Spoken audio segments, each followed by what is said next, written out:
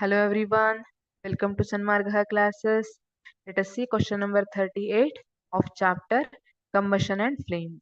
Mention the difference between rapid combustion and spontaneous combustion with one example for each. Rapid combustion ಮತ್ತೆ spontaneous combustion ಗೆ example ಅನ್ನ ಬರೀಲಿಕ್ಕೆ ಹೇಳಿದ್ದಾರೆ and difference ಅನ್ನು ಕೂಡ ಬರೀಬೇಕು. Rapid combustion here. A substance burns rapidly and produces heat and light. Rapid combustion ಅಲ್ಲಿ ಏನಾಗುತ್ತೆ? A substance burns rapidly and produces heat and light. Rapid ಹೆಸರೇ ಹೇಳ್ತಾ ಇದೆ. ಇಲ್ಲಿ ಬರ್ನ್ ಆಗೋದು rapid ಆಗಿ. Spontaneous combustion. A substance bursts into flame without the application of any apparent cause.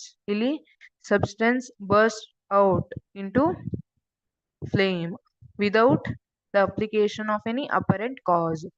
ಇಲ್ಲಿ ಯಾವುದೇ ನಾನು ಎಕ್ಸ್ಟರ್ನಲ್ ಹೀಟ್ ಅನ್ನ ಕೊಡ್ಬೇಕಂತಿಲ್ಲ, ಹಾಗೆ ಅದು ಉರಿಲಿಕ್ಕೆ ಸ್ಟಾರ್ಟ್ ಆಗುತ್ತೆ. Rapid combustion requires an external flame or spark. ಇಲ್ಲಿ rapid combustion requires an external flame, ನಾವು ಹೊರಗಡೆಯಿಂದ ಅದಕ್ಕೆ ಫ್ಲೇಮ್ ಅನ್ನ ಅಥವಾ ಸ್ಪಾರ್ಕ್ ಅನ್ನ ಕೊಡಬೇಕು.